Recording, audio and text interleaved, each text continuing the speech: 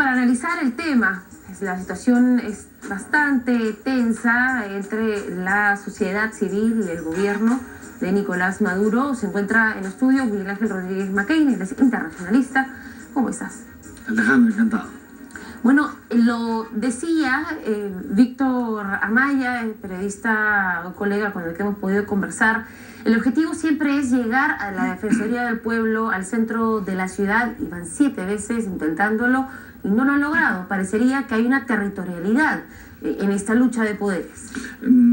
Fíjate, Alejandra, lo que hay es una estrategia muy bien montada del régimen gendarme de Nicolás Maduro para impedir justamente que la gran cantidad de gentes, además vestida de blanco, quieren llegar a un punto para acumular una protesta que sea un eco, primero para todo Venezuela y segundo para la comunidad internacional. Entonces, la gendarmería del régimen tiene todo absolutamente parametrado e impide que haya esta asociación. Tú lo has escuchado, evitan justamente que puedan juntarse los grupos que van llegando de diversos lugares. Entonces, lo que estamos viendo aquí es una suerte de ironía, porque el régimen de Nicolás Maduro tiene poder coercitivo, que es amenaza, y poder coactivo, que es fuerza. ¿Cómo entonces quien tiene control de la fuerza puede decir que lo van a golpear, cuando quien golpea siempre es el que tiene el poder militar? Es un contrasentido total. Lo que estamos viendo, Alejandra, es que la gente en Venezuela que está harta de este gobierno está haciendo su parte. Está saliendo a las calles de manera consecutiva. Han encontrado un día central. Hoy, 19 de abril, se cumple un aniversario más de aquella revolución en 1810, partera de lo que luego sería el 5 de julio, la independencia de Venezuela. Pero hacen su parte. La otra parte la hace la comunidad internacional, la comunidad hemisférica, América Latina. La indiferencia que estamos viendo, Alejandra, ese es el punto que más preocupa. Eso era lo que quería abordar inmediatamente. Van 7 marchas, todas multitudinarias. Hemos visto que todo Caracas ha salido a tomar las calles. No se ve esta gran concentración como la que solemos ver cuando hay marchas aquí en la Plaza 2 de Mayo, porque no tienen ese punto en el que se pueden congregar, digamos, y poder tener en una sola imagen el impacto de la movilización por una cuestión mediática. Pero pareciera que la comunidad internacional ya está acostumbrada a los problemas en Venezuela. Está acostumbrada a que piteen. Sí, a ver, hay dos cosas, ¿no? La comunidad, yo califico 2 comunidades, hay una sola grande, pero diga, la comunidad hemisférica es una comunidad de 34 países que están enmarcados en la OEA, creada en el año 48, que hace rato han debido tener una posición unívoca sobre lo que está pasando. Los de Sudamérica la tienen, pero faltan los de las Antillas, los de Centroamérica, los caribeños, que en matemáticas son mucho más pues, que los 13 países de América del Sur. Entonces, pareciera que hay todavía una cooptación del régimen a través de esto que ha sido el manejo por el tema del petróleo para estos países subsidiados en gran medida. Claro, y los ha tenido. Porque incluso Nicolás Maduro y Venezuela han sido uno de los países que más donativos han enviado al Perú en forma de víveres. Sí, son paradojas. Fíjate lo que está pasando, Alejandra. Pero fíjate la comunidad internacional, lo que está pasando ahora sí es un punto de quiebre.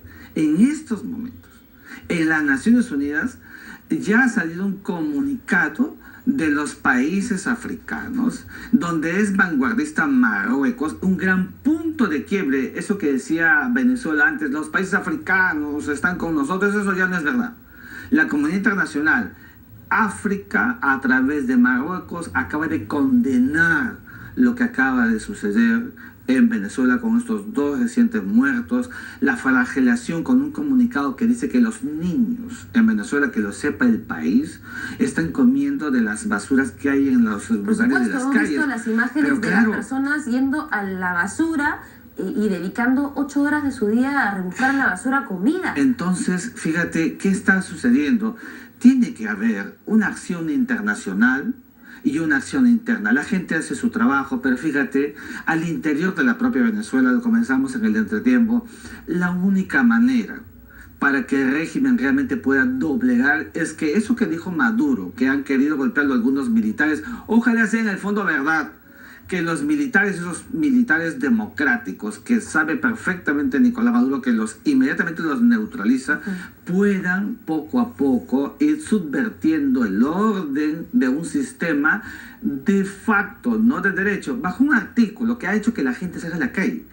El artículo 350 de la Constitución de Venezuela, que dice que los venezolanos tienen derecho a la desobediencia civil. Lo que en nuestra Constitución para nosotros es el derecho de insurgencia, Alejandra. Los venezolanos lo están haciendo, pero esto es un trabajo compartido. Nada se hará si el Frente Internacional Ecuménico, no solamente el hemisferio, sino también la misma comunidad internacional, no le pone un alto. ¿Y cuál es el alto? El tema económico. Las sanciones económicas dan resultados. Mira lo que le pasó en su momento a Putin cuando anexó Crimea de Ucrania. Vinieron las sanciones y rápidamente se puso en la cuestión del orden del día. Entonces, aquí tiene que haber un trabajo conjugado para poder viabilizar una situación en una Venezuela en estos momentos insostenible. Estábamos viendo, mencionabas al ejército, pero el ejército al final termina estando del lado del régimen. Pero, sí, un comunicado, claro, es que ese fue el comunicado, sale no sé cómo se dirá ya, el comandante general del ejército. Sí, es el comandante general del ejército. En Venezuela, y dice: nosotros respaldamos al gobierno de Nicolás Maduro y no hay ninguna disidencia. Sí, como tú ves, las Fuerzas Armadas son siempre subordinadas del poder político. Basta que veas al comandante general, se asume que son todas las Fuerzas Armadas, pero hay un silencio en esos comandantes, en esos mayores, esos coroneles, esos generales que son democráticos, que la inteligencia chavista está detectando para neutralizarlos e impedir que puedan ellos prosperar. Pero si son democráticos, porque he escuchado eso también de muchas personas que lo dicen muy a la ligera, bueno, pues entonces si está el ejército en contra, que haga un golpe y se acabó. Bueno, pero si son democráticos, me imagino yo que estarán en contra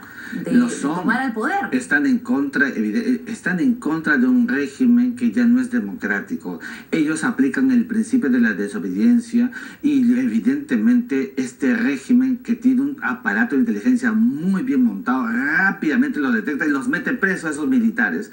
Entonces nos encontramos con una cúpula con Diosdado Cabello, que es el brazo articulado del militarismo del presidente Nicolás Maduro, que sabe perfectamente apagar esos focos que puedan inmediatamente surgir en Venezuela. Y por eso es que vemos que la estrategia de ellos impacta. Mira, las marchas que hoy han culminado fueron preparadas con tiempo. El chavismo inmediatamente ha hecho su marcha para el mismo día. ¿Para qué?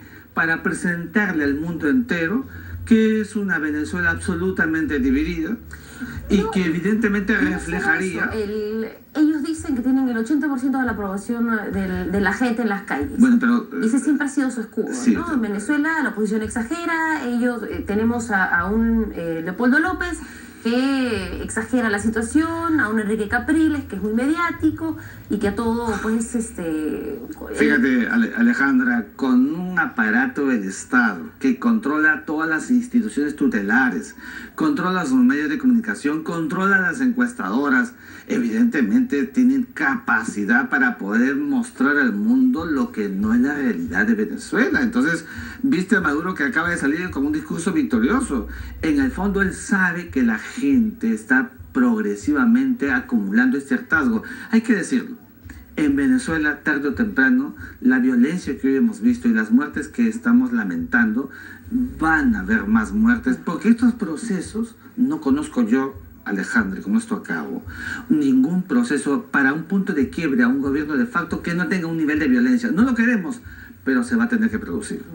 Ahora, mi pregunta ha sido si es que durante el gobierno de Hugo Chávez ya las cosas estaban debilitando.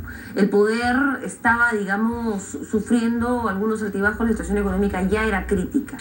Desde que asumió el gobierno Nicolás Maduro, ¿por qué no ha cambiado de ninguna forma este accionar? ¿Por qué no, digamos, ha intentado optar por otro camino? Bueno, ¿no? hay dos elementos ahí clarísimos. El primero es que Nicolás Maduro es un incapaz.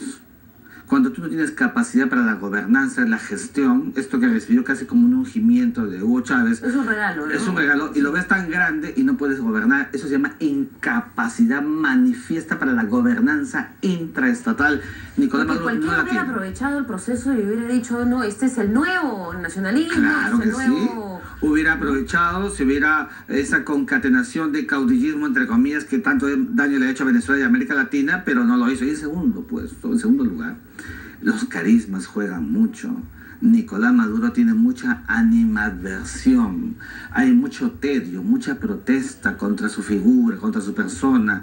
Es un impostor que lo único que ha estado haciendo en los últimos tiempos es recrear una imagen falaz que no corresponde a la realidad.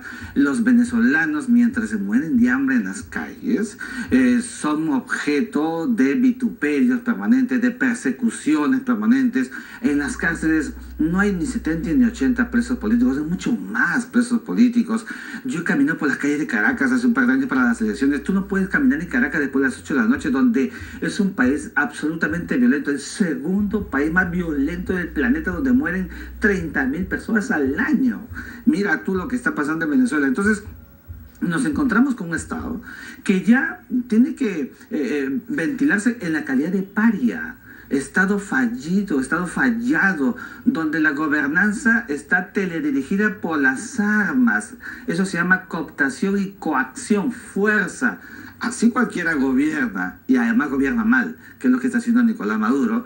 Y entonces por eso hay que insistir, Alejandra, en la necesidad que el acto inspirador que hizo de la OEA el mayor foro político de debate de América Latina, de la región, del hemisferio, ponga su cuota como corresponde, y que esa Carta Democrática Interamericana que aprobamos acá, en el Perú, en el 2001, el 11 de septiembre, el mismo día que se produjeron los atentados a las Torres Gemelas, produzca resultados concretos y no esté solamente una vitrina. Claro, que se aplique. Es que muchos dicen que esa carta es inaplicable, porque precisamente como lo mencionabas, no hay el apoyo de los países centroamericanos que suman más. Suman más. Pero aquí la cuestión es, Venezuela es tan importante como para el hemisferio, digamos, como Sin para duda. darse el trabajo de decir, no, vamos a tomar una estrategia, vamos a convencer a estos países y vamos a aplicar la Carta Democrática. Mira, sí, yo también por lo que tú acabas de decir, Venezuela es un país importante. Es un país que tiene petróleo y es una paradoja que teniendo tanto petróleo es un país tan pobre. Y Venezuela es geopolíticamente un país muy en lo que antes se llamaba el famoso Golfo del Darién. Venezuela es un país que se ha conectado muy bien con los países asiáticos, africanos en su momento. Por eso mira la paradoja que ahora empiezan a condenarlos, el caso de Marruecos que te contaba. Y Venezuela en estos momentos lo que está haciendo es nutrirse de su aliado histórico en la región, que es Cuba, para seguir manteniendo ahí en ese nivel de quietud a estos países de los denominados petrocaribes. El ALBA se acaba de reunir en La Habana hace muy pocos días para consensuar que no se va a llegar a los 24 países que se requiere para aplicar la Carta Democrática Interamericana bajo la égida de la formación de la reunión de cancilleres que realmente pueda decir si hay una ruptura del orden democrático en Venezuela con sus 4 palabras. Ese es el trabajo del presidente de la OEA, el secretario general de la OEA. Y de la diplomacia multilateral hay que hacerlo. El Perú hizo su trabajo, ha empezado a liderar, que lo hagan los demás países también, porque este es un trabajo conjunto que tiene que lograr su cometido. Gracias por habernos acompañado. A ti, gracias, Alejandra. Interesantísimo el debate. Definitivamente la situación en Venezuela no se va a resolver de la noche a la mañana, pero estas marchas incansables de la oposición son un primer paso. No hay que olvidarnos de Venezuela. Vamos a hacer una pausa en la central de informaciones. Ya regresamos.